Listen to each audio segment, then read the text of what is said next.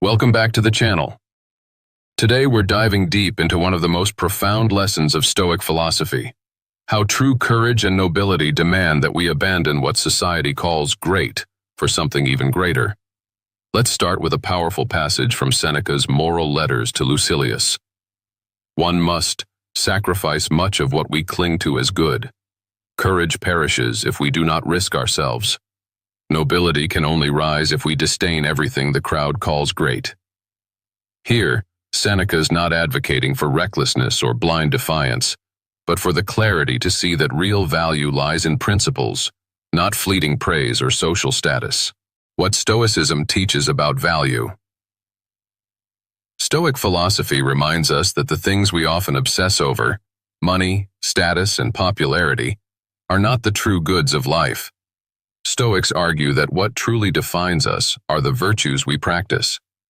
They pose this question: if we strip away our titles, our possessions, and the approval of others, what remains?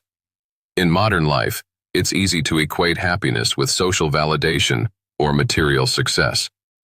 But Seneca's lesson pushes us to realize that genuine courage is about detaching from these and committing to something deeper: our values, our integrity, and our ability to endure challenges without sacrificing our beliefs. Practicing courage in daily life. Seneca's words challenge us to adopt a kind of courage that isn't flashy or loud but resilient. He asks us to live by principles that elevate us beyond external praise. Imagine being able to act decisively, not because of what others will think, but because of what feels true and right to you. In practical terms, it means taking responsibility for your own actions and happiness.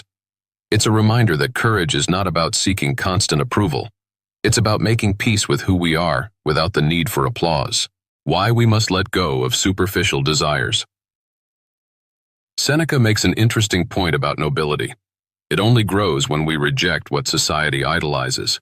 Today we're bombarded with ideas of what greatness looks like: wealth, popularity, and power. But Stoics believe that chasing these things leads to dependence on outside forces for happiness. This doesn't mean we should avoid all ambition or abandon goals.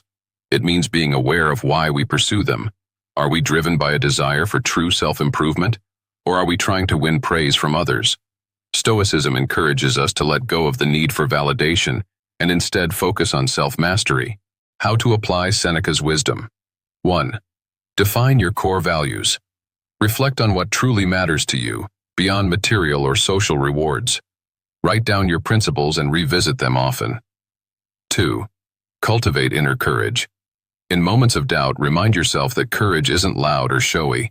It's a steady commitment to your values. 3. Detach from praise. Practice acting based on what you believe, even if no one else is watching. Challenge yourself to make choices aligned with your principles, not to impress others. 4. Prioritize personal growth over status. Measure success by how much you're growing as a person, not by how much recognition you receive. Seneca's message is a wake-up call. The things we often see as achievements are rarely aligned with true inner peace or wisdom. To live a life free of the need for external validation is to reach a higher state of freedom.